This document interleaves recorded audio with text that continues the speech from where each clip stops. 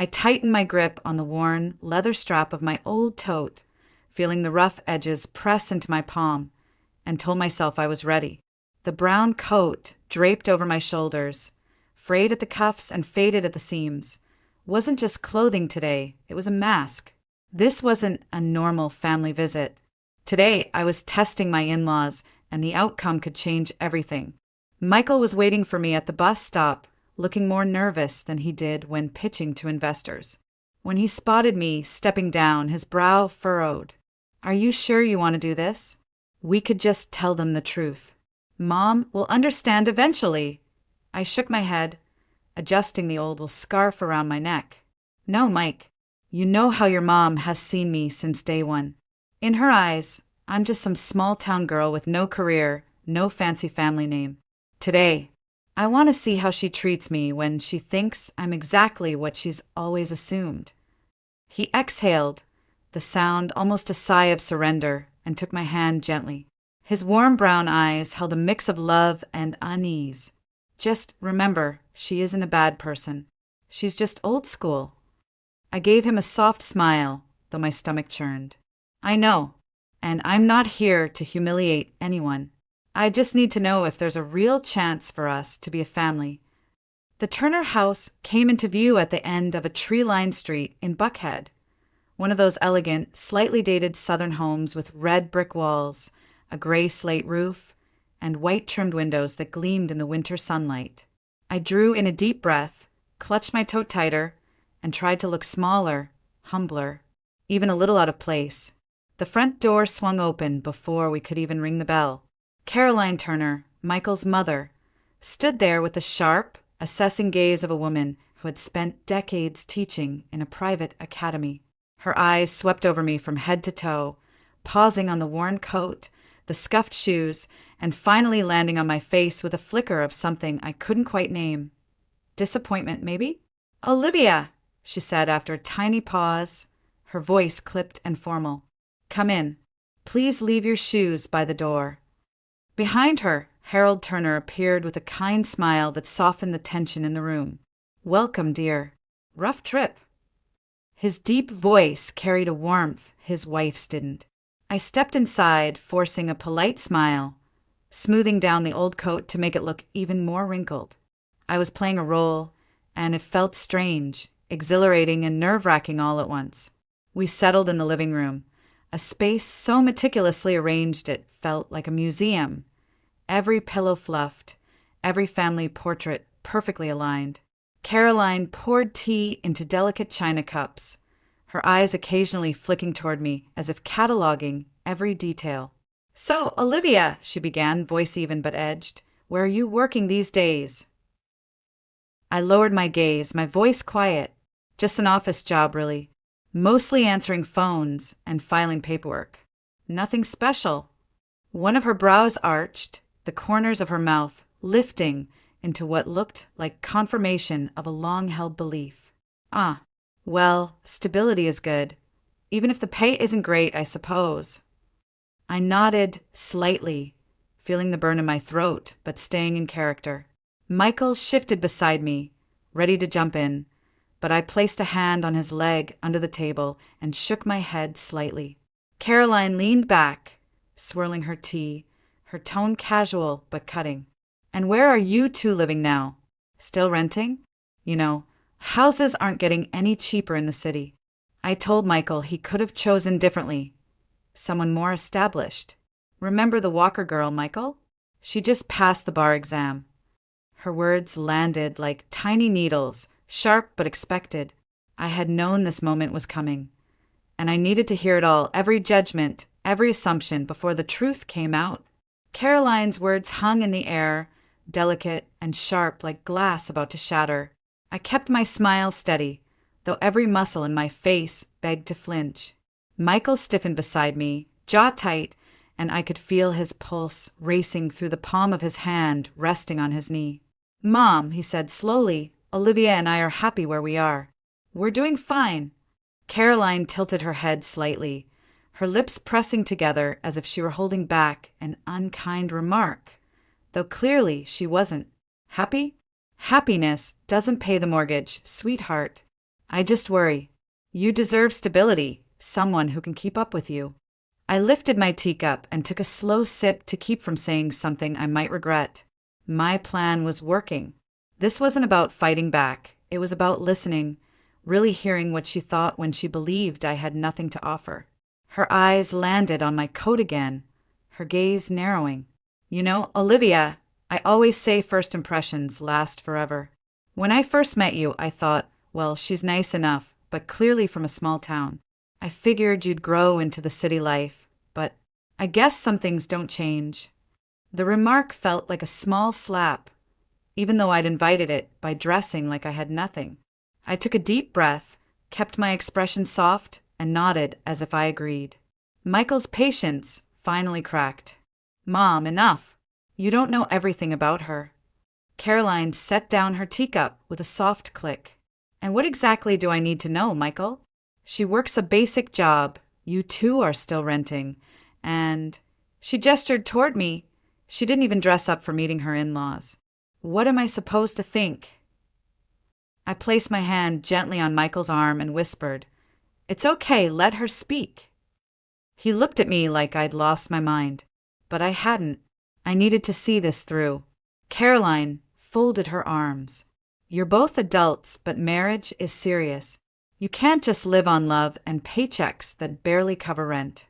And children? What happens when kids come along? Do you want to raise them in what? A rented apartment with hand-me-down furniture. Her words weren't shouted, but they were heavy, full of judgment. Michael's cheeks flushed. We're doing fine, Mom. Stop acting like Olivia is, Caroline interrupted sharply. Like she's what? Unprepared? Unsuitable? I'm just being honest. You had other options, Michael. Remember Claire Walker? She came from a good family, had a trust fund, went to Duke.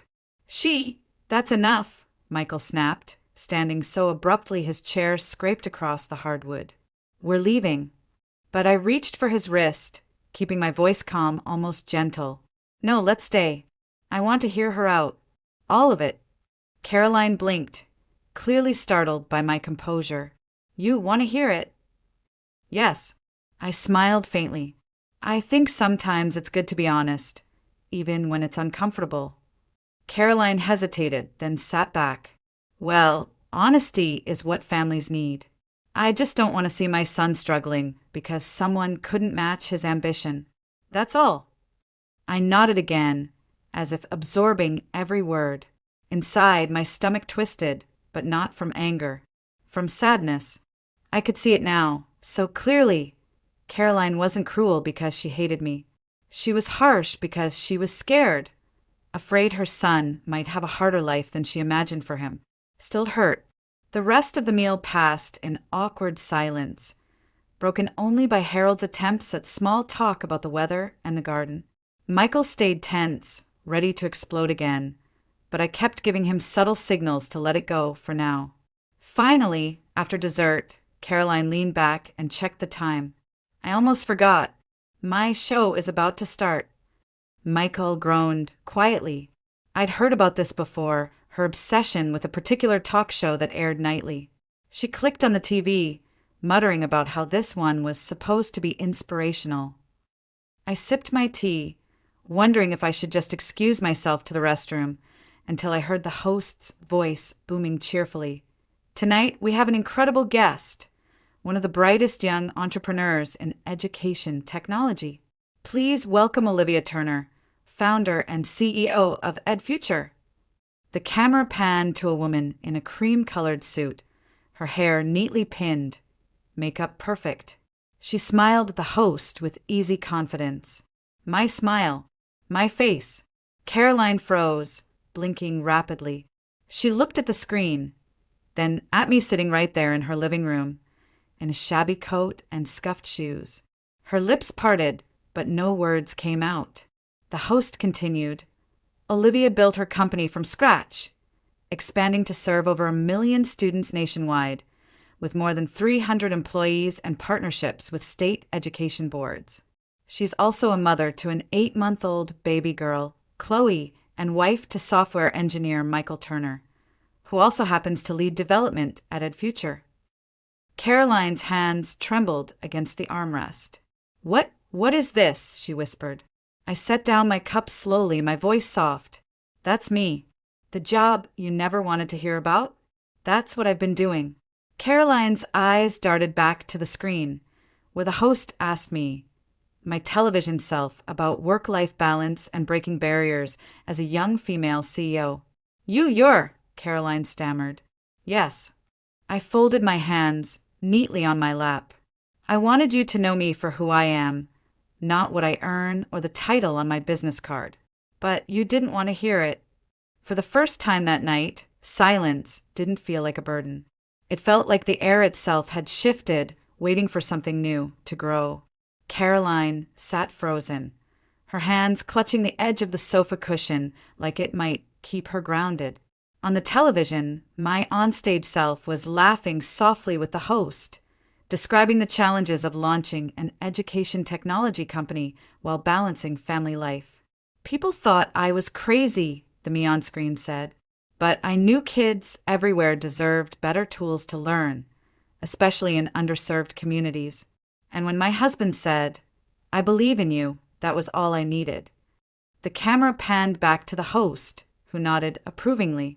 And now you have one of the fastest growing companies in the field, multiple awards, and you just closed a multi-million-dollar deal with the state of Georgia. That's extraordinary. Caroline's jaw slackened.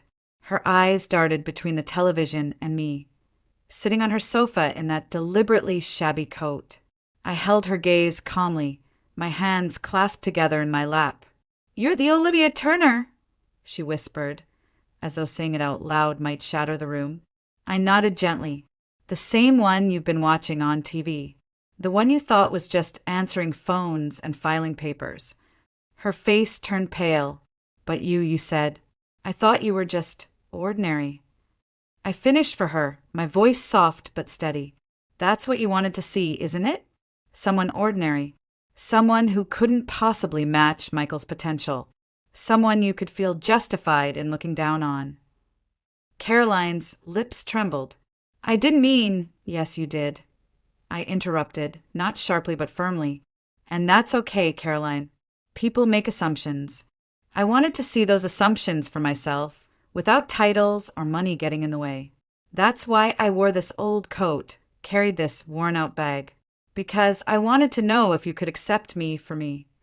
Harold finally spoke, his gentle voice breaking the tension. Olivia, you're the CEO of that company? The one that helped kids in rural schools get laptops and internet access. I nodded, smiling faintly. Yes, sir. That's us. Michael's my head of development. We built the company together from our living room 5 years ago. And it's grown. A lot. Michael squeezed my hand and looked at his mother. Mom, I tried to tell you before. You never wanted to hear it. You cut me off every time I mentioned her work. Caroline blinked rapidly, as if hoping she might wake up from a dream. On the TV, I was describing EdFuture's new free coding courses for underprivileged girls. And you have a baby, right? The host asked on screen. Yes. The me on screen replied with a bright smile. Chloe, she's 8 months old. We actually named her after my grandmother, who taught me to always work hard and believe in people even when they don't believe in you yet. Caroline's hand flew to her mouth. Chloe, in honor of your grandmother? I nodded. Yes, but I didn't tell you because you didn't want to know. You never asked about my family, Caroline. You only asked about what I lacked. You wanted to measure me against some imaginary standard. Her eyes welled with tears. Olivia, I'm so sorry. I thought you were some small-town girl who married above her station. I was afraid Michael would end up struggling because of you. Michael leaned forward, his tone gentle but resolute. Mom, I'm not struggling. I'm thriving. Because of her. Because she believed in me enough to start something from scratch. We're building something amazing together, and it's not just the business. It's our life. Caroline wiped at her cheeks, smudging her mascara. I don't know what to say. I placed my hands on my knees and leaned slightly forward. You don't have to say anything right now. I didn't come here to hurt you. I came because I wanted a real relationship, not one based on half-truths or resentment. But I needed to know if you could love me even when you thought I had nothing to offer. Caroline's chin quivered. She turned back toward the television where the interview wrapped up, my onstage self saying, "You can't judge someone by the coat they wear or the car they drive." Potential hides in unexpected places. The show ended, fading into commercials, leaving a silence so thick it felt alive. Finally, Caroline whispered, "I judged you and I was wrong. I've been wrong since the day I met you." I reached for Michael's hand, squeezing it gently before speaking. "You were protecting your son in your own way. I get it, but families aren't built on protection alone. They're built on trust and kindness." Caroline sniffled, pulling a tissue from her sleeve. "Can you forgive me, Olivia?" I paused, searching her face. She looked smaller somehow, as if her sharp edges had finally softened. "Yes, I can. But I'm not forgiving you because I'm successful. I'm forgiving you because I know you love Michael, and because I don't want our daughter growing up thinking her family is divided." Caroline let out a sob, covering her face with both hands. "I didn't know. I just didn't know who you were." I stood and stepped closer, resting a hand on her shoulder. "You didn't need to know who I was on paper. You just needed to know me." She lowered her hands slowly, tears still streaking her cheeks. "I want to, Olivia. I want to know you, the real you, not the one I made up in my head." I smiled softly. "Good, because I want that too." Michael wrapped an arm around me, pulling me close as Caroline stood shakily, like her legs had forgotten how to work. She reached out and, for the first time ever, hugged me. It wasn't a light, polite hug either. It was full, trembling, and real. When she pulled back, she whispered, "Thank you for giving me a chance to see who you are and for not giving up on me." I smiled, feeling the knot in my chest loosen. "We all deserve a second chance, Caroline." The house felt different after that hug, as if the walls themselves had exhaled. The sharp tension that had greeted us at the door had softened, replaced by something fragile but real, like the first shoots of green after a hard winter. Caroline sat back down, dabbing her eyes with a tissue, while Harold quietly poured fresh tea as though trying to anchor the room in normalcy. Michael sat beside me, his arms still draped protectively around my shoulders, though I could feel him relax for the first time all evening. Caroline cleared her throat, her voice trembling. "Olivia, I judged you because I was afraid. I spent years telling Michael he needed stability. I built this picture in my head, what his life should look like, who he should marry. And you didn't fit it. It scared me." I reached for her hand gently. "You don't have to explain everything tonight. I understand more than you think. You've loved Michael his whole life. Of course, you wanted to protect him. But sometimes protecting someone means letting them choose their own path, even if it's not what we imagined." She nodded, tears threatening again. "I didn't just misjudge you. I shut you out. I never even asked about your life, your work, your dreams. I saw your coat, your shoes, and I thought I had you figured out. I'm ashamed of that." I smiled softly, my thumb brushing over her hand. "It's okay to be wrong, Caroline. What matters is what we do after we realize it." The silence that followed wasn't heavy anymore. It felt tender. Harold broke it gently, like a man easing open a door. "You know, Olivia, when I saw that interview, I realized something. You built something from nothing, and you did it for kids. That's something to be proud of." Caroline looked at him, then back at me. "Proud," she echoed quietly. "I don't think I've ever said that to you, Olivia. But I am proud. Proud of you, proud that you're my daughter-in-law." My throat tightened unexpectedly. I had braced myself for hostility, even cruelty, but not for this sudden warmth. I squeezed her hand. "Thank you, Caroline. That means more than you know." Michael smiled, pressing a kiss to the side of my head. See, Mom? She's not just the woman I married, she's my partner. Everything we have, we built together. Caroline nodded, still holding my hand. I see that now, and I'm sorry it took a television show to open my eyes. She let out a shaky laugh. I feel ridiculous. I laughed with her, shaking my head. Life has funny ways of teaching you us, doesn't it? Honestly, I didn't want you to learn about me from TV. I wanted you to see me, the person sitting at your table, even if you thought I had nothing. Because if you could love me then, I'd know it was real. She leaned closer, her eyes softening. And I almost ruined that chance. Can you forgive me? I smiled. I already did. The moment you hugged me, it felt like everything heavy between us just dropped. Harold clapped his hands lightly, almost ceremoniously. Well, now that we've cleared the air, I think it's time we talk about the real star of the show, Chloe. Where's that little angel of yours? Michael grinned. Home with the nanny. She's probably fast asleep by now, but tomorrow you can meet her. I think she'd like her grandma. Caroline's lip trembled again.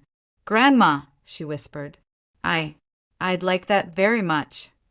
The following afternoon, Caroline and Harold pulled up to our home, their car packed with an almost comical number of shopping bags. Caroline stepped out holding a teddy bear bigger than our 8-month-old. I didn't know what she likes, so I brought options, she said sheepishly. Michael chuckled. Mom, you didn't have to. Nonsense, she cut him off gently. It's my first time meeting my granddaughter. You only get one first impression. I met her halfway. Chloe balanced on my hip. Caroline froze for a moment, just staring.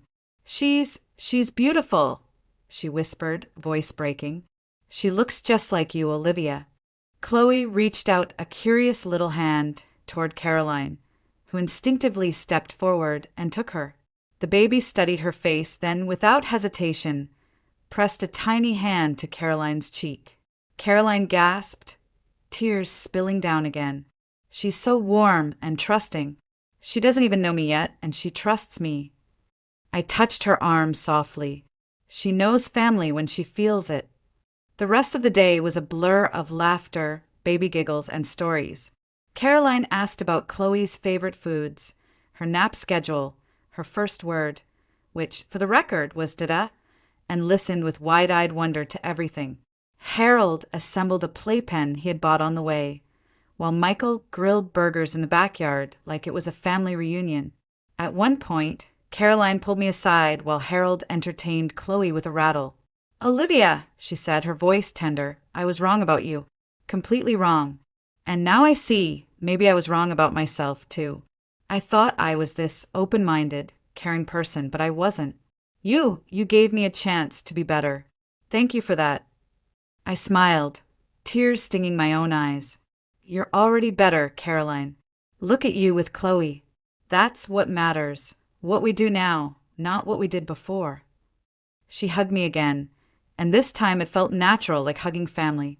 From that day on, Caroline came by twice a week, each time bringing something new for Chloe, sometimes a little toy, sometimes just a batch of homemade biscuits. Harold repaired a loose gate in our backyard one Saturday, insisting he needed something to do. One afternoon, as I watched Caroline and Chloe build a tower of blocks, I realized how much had shifted. The woman who once looked at me and saw only not enough now saw me as her daughter-in-law and maybe even as a friend. Do you remember what I said the other night? I asked Caroline as we sipped tea after Chloe's nap about how families are built on trust and kindness. She nodded. I smiled. That's what we're doing right now, building something new, and I'm grateful for it. Caroline reached over and squeezed my hand. Me too, Olivia. More than you know. A few weeks later, we drove to my hometown so Caroline and Harold could meet my parents. On the way, Caroline fiddled nervously with her pearls. What if they don't like me? After everything I said about you, what if they know? I glanced back from the passenger seat and smiled. They'll love you. My mom once said people are like books. You can't judge them by their covers. I think you two will get along just fine. And they did. My mother and Caroline bonded instantly over gardening and Southern literature, while Harold and my father debated whether the Braves had a shot at the playoffs this year. That night, as we sat around my parents' old oak dining table, I looked at Michael, then at Chloe asleep in her travel crib, then at Caroline laughing with my mom, and I felt something I hadn't expected to feel so soon. Peace. Real, healing peace. That night, after everyone had gone to bed, I stood outside on the porch of my parents' house, looking up at the wide Georgia sky.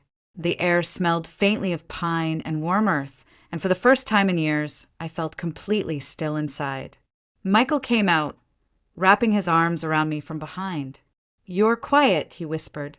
I leaned back into him, smiling softly. "I'm just thinking about how much has changed in so little time. A few weeks ago, your mom barely looked me in the eye, and now she's inside, helping my mom plan a joint birthday party for Chloe." Michael chuckled. "Yeah, she's going to spoil Chloe rotten." I tilted my head to look at him. "Are you okay with that?" "More than okay," he said, kissing the side of my head. "You gave her a chance to change. A lot of people would have walked away after what you said that night. But you stayed. You let her see who you are." I thought about that old brown coat, still hanging in her closet like a relic of who I used to be, or maybe who I still was deep down. I wanted her to see me, not the CEO, not the salary, not the headlines. Just me. Michael squeezed me tighter. "She saw you, and I think she saw herself, too, saw the kind of person she wanted to be for Chloe." We stood there in silence for a while, listening to the soft chirp of crickets, until I finally whispered, "It was worth it, all of it." When we returned home, Caroline and Harold visited almost every week. Caroline often arrived with a list of recipes she wanted to teach me, while Harold came with tools to fix things that didn't need fixing. Chloe adored them both, and they adored her right back. One afternoon, as Caroline rocked Chloe to sleep, she looked up at me and whispered, "Thank you for naming her Chloe. I don't deserve that kind of honor, but I'm going to spend the rest of my life trying to." I smiled. "You don't have to try so hard, Caroline. You're already doing it, just by being here, by loving her." Her eyes shimmered as she looked down at the baby nestled in her arms. I guess sometimes it takes being humbled to realize what really matters. Not who has the biggest house or the fanciest title, but who shows up for family. I nodded, my throat tightening. Exactly. Sometimes I still think about that night, the night I showed up wearing an old coat and let myself be judged. It hurt, but it also revealed something important. People can change if we give them the space to. I learned that healing doesn't always come from winning arguments or proving people wrong. Sometimes it comes quietly from listening, from letting someone face their own assumptions, and from forgiving when they finally see the truth. And as I watched Caroline and Harold become the grandparents Chloe deserved, I knew I'd made the right choice that night, to show up humbly, to wait and to hope. Because in the end, family isn't about how we start. It's about what we choose to build together. My name is Juliette Rowe. I'm 32 years old, and every morning starts the same. A strong cup of espresso, the weather forecast humming softly in the background. A quiet walk through downtown Durham, North Carolina, to the corner office I helped build from scratch. I'm the co-founder and COO of NeuroGeneva, a biotech firm specializing in neurogenetic treatments for degenerative disorders. It's not glamorous. It's not easy to explain over dinner, but it's mine. Most people think success comes with noise, celebrations, toasts, recognition. For me, success came in silence, not the peaceful kind, the kind that fills a room after someone you love tells you you're not enough. My family hasn't spoken to me in over 2 years. Not a single call, no holiday messages, no birthday texts, just a long, steady silence. Like a door that was closed and no one ever bothered to open again. And the truth? I didn't slam it shut. I stood in front of it for years, knocking, asking, hoping. But one day I realized it had never really been open to begin with. I grew up in the same modest home where my sister Melissa was a golden light and I was the shadow that followed her. 3 years older, Melissa was everything a daughter should be: graceful, well-dressed, effortlessly likable. She had the kind of smile that made relatives lean in and whisper, "She's going to marry someone important." She did, or at least she tried. At family dinners, people flocked around her with admiration like moths to a chandelier. "Melissa, you look stunning." "Melissa, your boyfriend's a CFO?" "How impressive."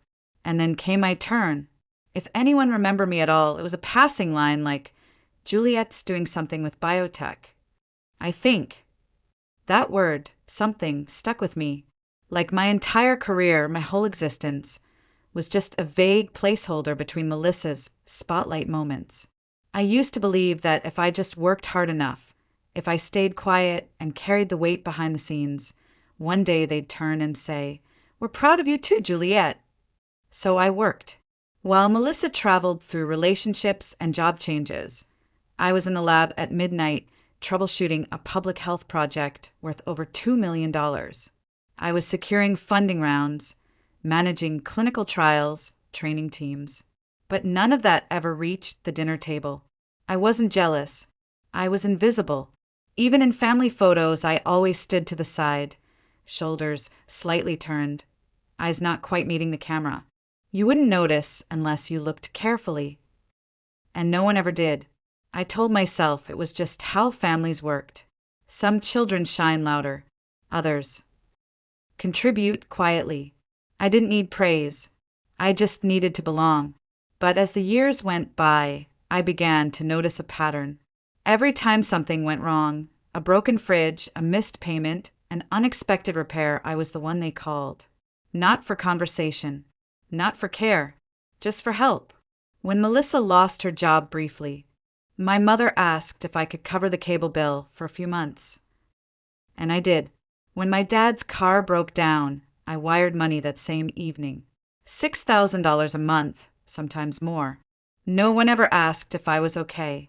They assumed I was, because I always said yes, until one day I didn't. It was the week of my mother's birthday, March 23rd. I had just secured our latest investment deal and was planning to surprise them by flying home early. Nothing dramatic. Just wanted to help out, chop some vegetables, light some candles, be there, like I always had. But that phone call, the one that changed everything, it started like any other, and ended with my father saying 9 words I will never forget. "If you insist on coming, don't call me your daughter." My father didn't say it in anger. His voice wasn't raised. There was no drama, just a pause. Then that cold, flat sentence, like a transaction, a decision, a door, quietly locked from the inside. I sat there, holding my phone like it might start ringing again and undo what had just happened. But it didn't. The screen dimmed. The silence returned. And all I could hear was my own heartbeat. I didn't cry. Tears are for grief. This was something colder, something heavier. I sat alone in my apartment, the same apartment where I'd celebrated small wins no one cared to hear about. The same apartment where I'd reheated leftovers while my parents posted pictures of Melissa's birthday dinners and weekend brunches with captions like, "So proud of our shining star." Even when we were kids, it was clear who the star was. Melissa was the daughter you showed off in front of neighbors. The one with perfect handwriting, choir solos, and a closet full of coordinated outfits. I was the one in hand-me-downs and oversized hoodies, always running late from the science lab or buried in a notebook at the back of the room. On her 16th birthday, they rented a private room at a downtown restaurant and invited over 30 people. When I turned 16, Mom made a pie and said, "Let's keep it low-key. You don't like attention anyway, right?" I nodded. Of course I did. I had learned early that expectations lead to disappointment. So I smiled, thanked her for the pie, and stayed quiet. That became my pattern. Smile, nod, stay quiet, At high school graduation, I was the class valedictorian, but my dad spent more time bragging about Melissa's boyfriend getting into law school than acknowledging my speech. I remember standing on stage, scanning the crowd, hoping for eye contact. My mother clapped, distracted, her phone aimed at Melissa, who was posing in the stands with her date. It didn't hurt right away. Not then. At that age, you think there's always next time. Another chance to be seen. Another opportunity to earn the same warmth they gave so freely to her. But next time never came. Not at college. Not when I launched my startup. Not even when I was invited to speak at a biotech conference in Geneva. My mom's response to the news? Is it safe to travel so far? Melissa, on the other hand, once posted a blurry selfie at a beach bar, and it got framed in their hallway. It became easier to play along. To keep the conversations surface level. Let them think I was fine. Let them treat me like the reliable one. The one who didn't need praise, didn't need calls, didn't need anything at all. I had become convenient. The daughter who quietly footed the bills when things broke. The one who sent flowers on anniversaries, even when no one remembered her birthday. The one who could be trusted to pick up the slack, but never invited to the celebration. Melissa, meanwhile, floated from one impressive partner to the next. The latest one, Daniel Blake, was apparently the crown jewel. Handsome, articulate, head of finance at a rising firm. My parents couldn't stop gushing. He's so well-spoken, Juliet. You'll understand when you meet him, he's going places. They didn't know I had already met him. But not as my sister's boyfriend. As someone I was about to approve in a corporate transfer. Someone who was about to become my direct report. Of course, they didn't know that. Why would they? They never asked what I really did. Never asked what NeuroGeneva was. To them, it was just some office thing. That's why the phone call stung more than anything. Not because they asked me not to come, but because they believed. My presence would make them look bad. It was late March, just a few days before my mother's birthday. I had just returned from a trip to New York. 3 long meetings in 2 days, all leading to a closed deal with one of the top health investment firms in the country. We secured the capital we'd been chasing for 6 months. I should have been celebrating. Instead, I was looking at flight tickets back home. I hadn't visited in nearly 2 years. Not because I didn't want to, but because there never seemed to be a reason. This year, I wanted to change that. I told myself, maybe this time if I showed up, if I helped out like I always did, maybe things would feel normal again. So I cleared my calendar, rearranged meetings, and picked up the phone. My father answered. His voice was quiet, measured, almost polite. I'm planning to come home early this year. I thought I could help with the birthday prep. Let me know if you need anything. I can pick it up on the way. There was a pause, a long, strange pause, then a throat clear. Juliet, if possible, don't come home this year. My heart stopped. My brain scrambled for meaning. I've already cleared my schedule, I said quickly, trying to fill the silence. I really want to be there. He didn't soften. If anything, his voice got firmer. Melissa is bringing her new boyfriend. He's a CFO, very polished, very successful. The whole family's looking forward to meeting him. And your job, it's hard to explain. It'll just create tension. Comparisons. He said it like it was a bad thing. Like my existence, my presence, might ruin their image. So, you think I'd make things awkward? That I'd embarrass the family? Silence. Then came the blow. If you insist on coming, then don't call me your father. Click. The call ended. No argument. No yelling. Just a finality so sharp it split the air in my apartment. I stood frozen in my kitchen, the warmth from the kettle behind me fading fast. I stared at the phone in my hand like it had betrayed me. Like somehow, if I just looked long enough, the call would reverse itself. The words would take themselves back. But they didn't. Instead, those words echoed, cold, deliberate, and unmistakable. "Don't call me your father." He didn't raise his voice. He didn't say it in anger. That was the part that hurt the most. It wasn't heat. It was ice. I sank into the chair by the window, clutching the ceramic mug I'd poured 5 minutes ago. The coffee had gone cold, untouched. I didn't move. I just sat there, still, as the early spring light filtered through the sheer curtains. I wasn't angry. I wasn't even surprised. Just hollow, like something I had quietly protected for years had finally shattered. Like a string I'd kept tying back together had finally snapped. That day, something shifted. Not loudly, not dramatically, just a quiet realization. I wasn't part of the family anymore. That night, I didn't sleep. I didn't cry either. I just sat at my desk, staring at the soft glow of my laptop screen, my hands resting still on the keyboard. The room was quiet, the kind of quiet that doesn't soothe you. It exposes you. The call with my father played over in my head, like a recording I couldn't turn off. "Don't come home. Don't call me your daughter." I didn't think about fighting it. I didn't think about explaining myself. For once, I didn't feel the need to prove anything. Instead, I opened my banking app. I didn't hesitate. For the last 2 years, I had been paying nearly every utility bill for my parents. Electricity, water, internet, cable, over $6,000 a month on average. Sometimes more when the fridge broke down or when Melissa's job change meant tight times for the family. I was the silent solution, the unspoken safety net, the backup plan no one thanked. But everyone counted on.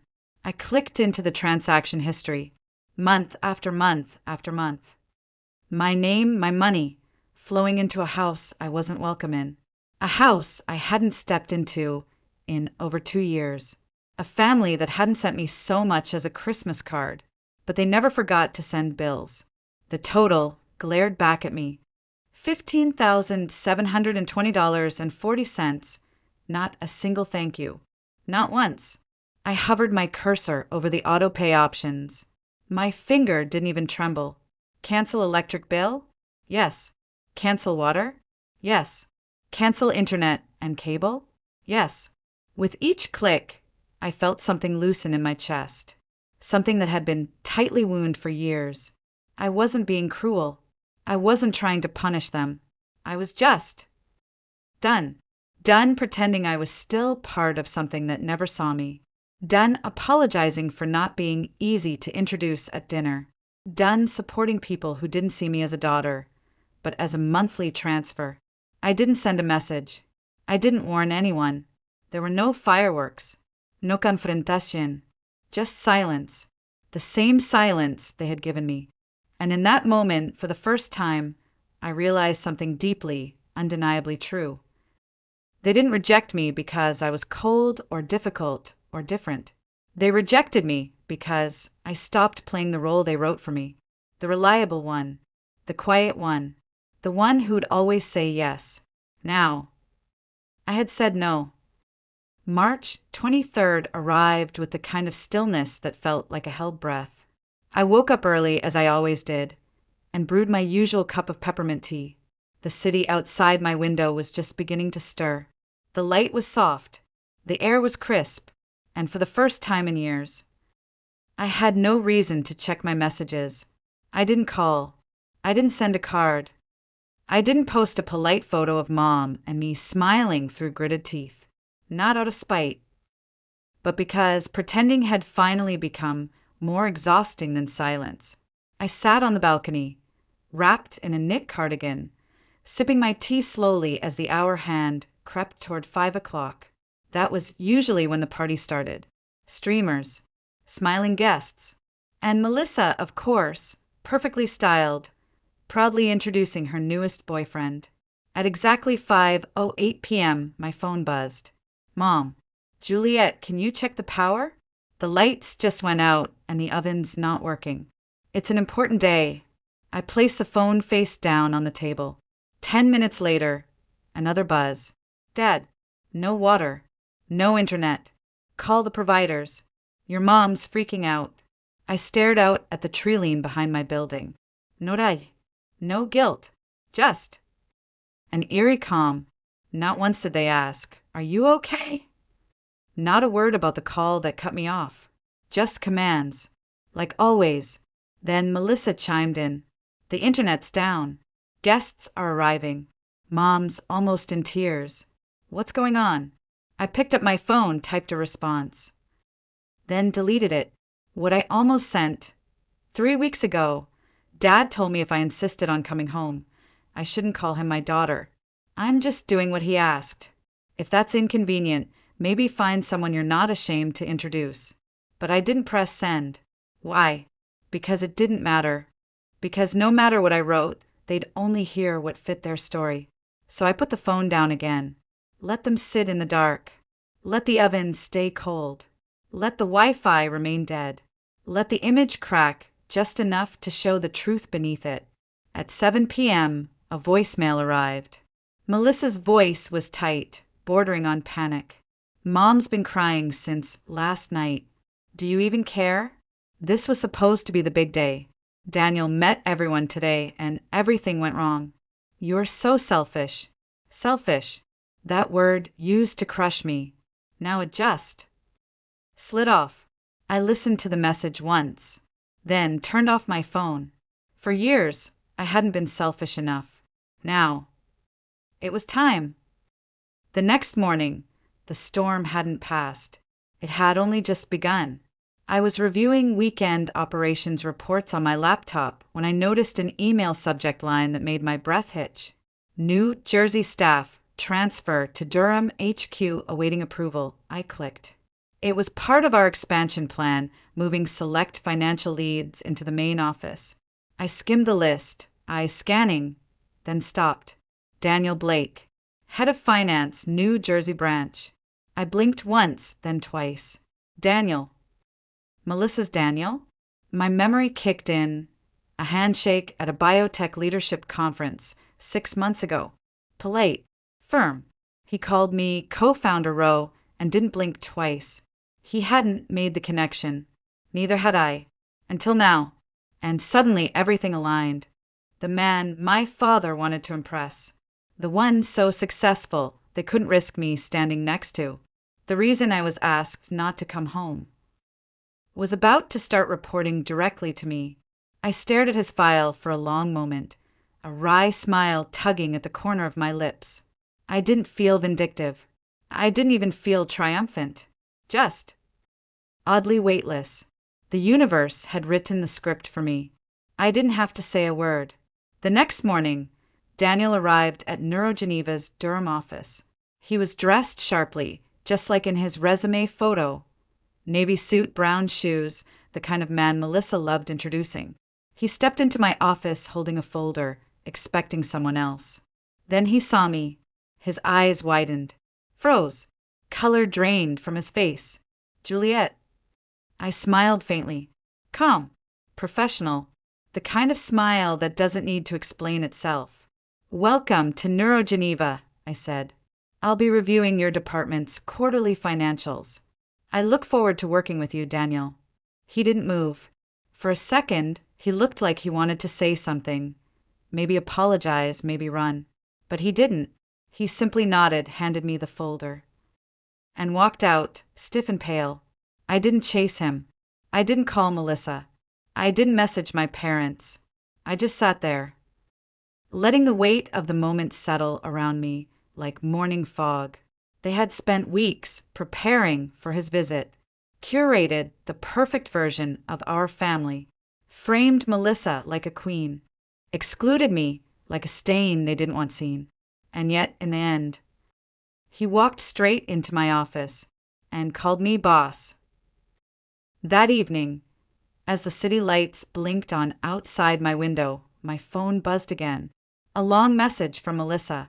I didn't open it right away. I just stared at the notification glowing faintly on the screen, already knowing the tone. Accusatory, wounded, dramatic. After a few minutes, I tapped it open. "You knew all along, didn't you? You let it happen. Right in the middle of the party. Mom's been crying nonstop. Daniel doesn't even know how to react.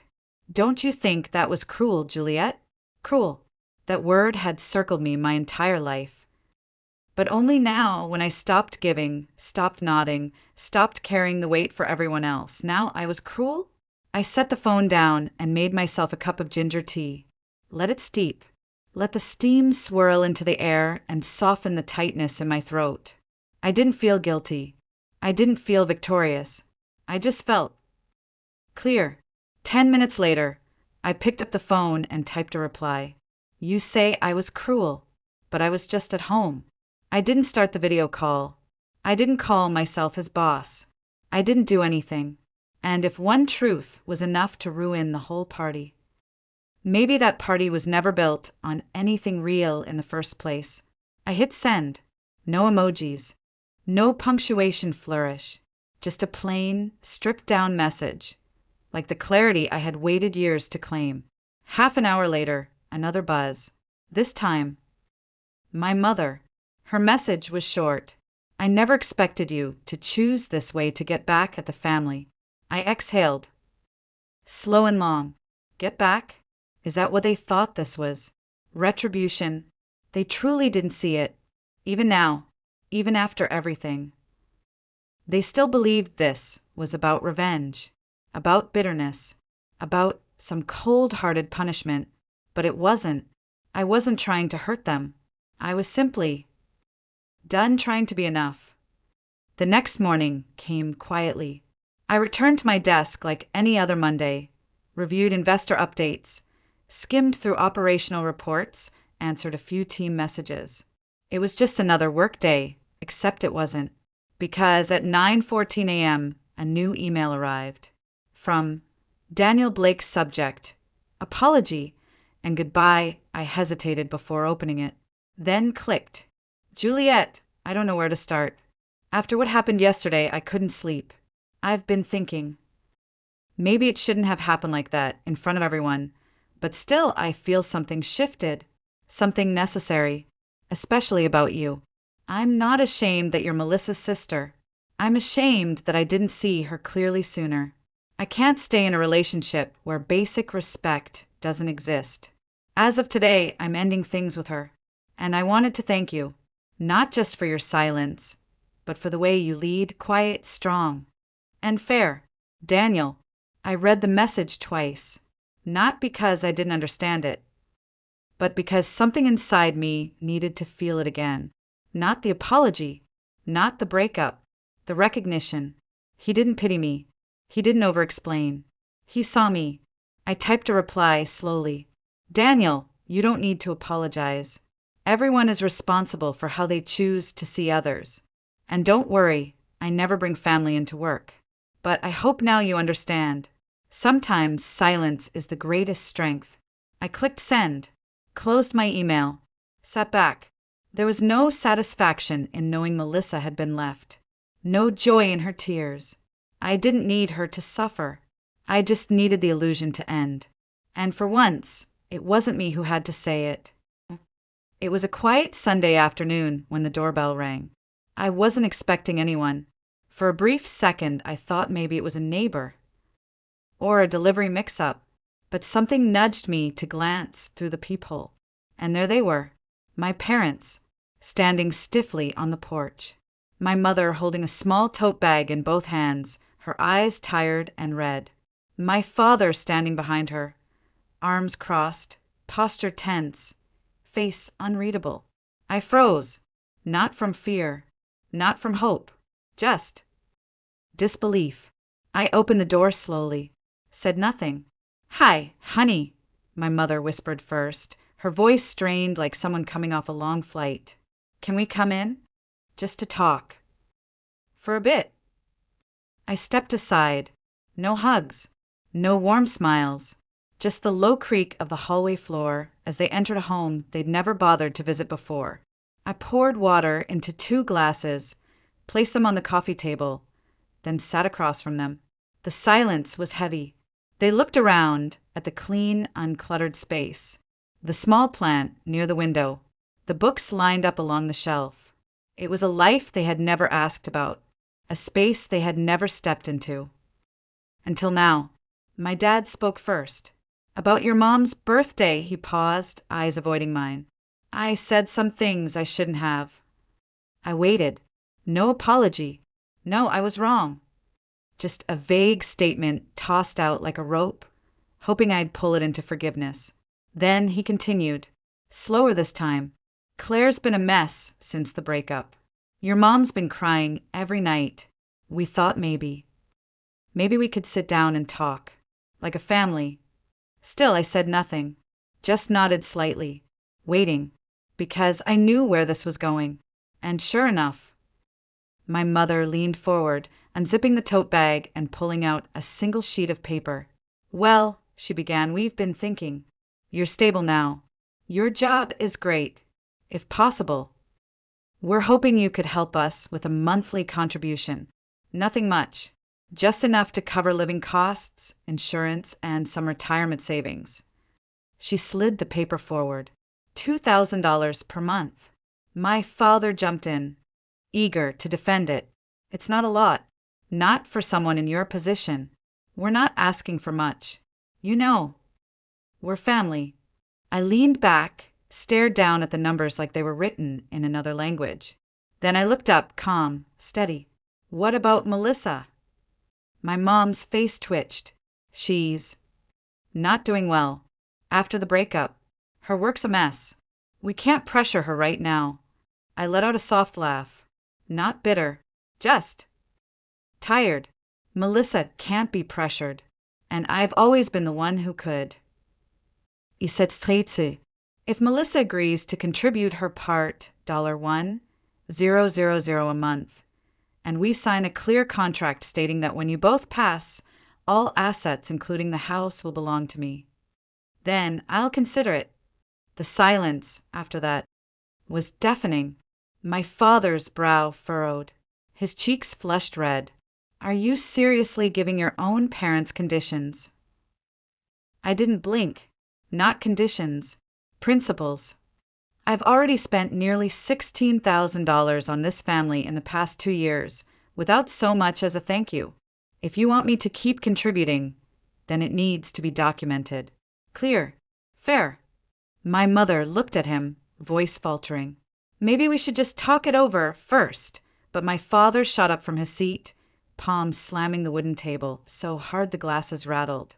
We raised you for over 20 years, and now you're putting a price tag on that. You're unbelievable. I stayed seated, eyes steady, voice low. Then let's calculate it, line by line. But I'm done paying for it with silence. He stared at me, like I was someone he'd never met. My mother stood slowly, fingers brushing his sleeve. Let's go. I followed them to the door. No hugs, no goodbyes, just the sound of their footsteps fading down the stairwell. When the door finally closed behind them, I stood still, not relieved, not angry, just free. After that day, I didn't hear from them again. No calls, no messages, no accusations, not even an apology for the outburst that shattered the calm of my home like a thrown stone. But I wasn't surprised. I had grown used to that kind of silence, the kind that didn't come from remorse, but from people who suddenly realized they weren't in control anymore. And when control slips, some people choose absence over reflection. I kept living, mornings with coffee, evenings filled with strategy meetings, days where I signed deals with firms that once questioned whether a woman in her 30s could run a biotech company. I no longer paused before hitting send on a budget approval. I no longer shrank back when someone called me ma'am in the hallway. I didn't owe anyone my softness anymore, especially not the people who confused love with obligation, and thought my success was something to be hidden behind closed curtains. I stopped feeling guilty. I stopped wondering if I was being too cold, too distant, too different. I stopped answering questions with half-truths just to keep the peace. Because peace, real peace, doesn't come from being accepted by people who only see your worth when you're useful. It comes when you stop asking to be seen and start looking inward instead. I changed little things first. Removed the family photo from my phone's lock screen. Unfollowed Melissa on social media. Didn't set reminders for birthdays or holidays. Didn't send flowers. Didn't wait for theirs. I began to put the period at the end of my sentences instead of waiting for them to begin theirs. And slowly the guilt unraveled. One knot at a time. One evening, after another long day at the office, I stopped by a quiet cafe I used to visit during the early startup years. The kind of place where I once sat alone with my laptop, trying to build something real while the world outside buzzed with small talk and wedding plans and family brunches I was never invited to. I took the same seat by the window, ordered the same hot latte, and noticed something I hadn't seen before. A small wooden sign carved into the wall near the register. Home is not always a place. Sometimes it's a choice. I stared at those words for a long time, let them settle into me, like warmth after a cold winter walk. Because that was it, wasn't it? That's what they never understood. I wasn't trying to leave the family. I was trying to find one, even if it meant building it for myself.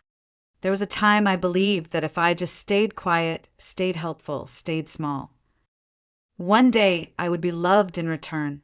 But the truth is, if you let people get used to disrespecting you, they'll start to see your sacrifices as obligations and your silence as agreement. They'll rewrite the story until you look like the one who walked away, when in reality, you were the only one still standing there, holding the door open. I didn't choose to be cold. I chose to stop begging. I didn't choose to cut them off. I chose to stop bleeding. I didn't seek revenge.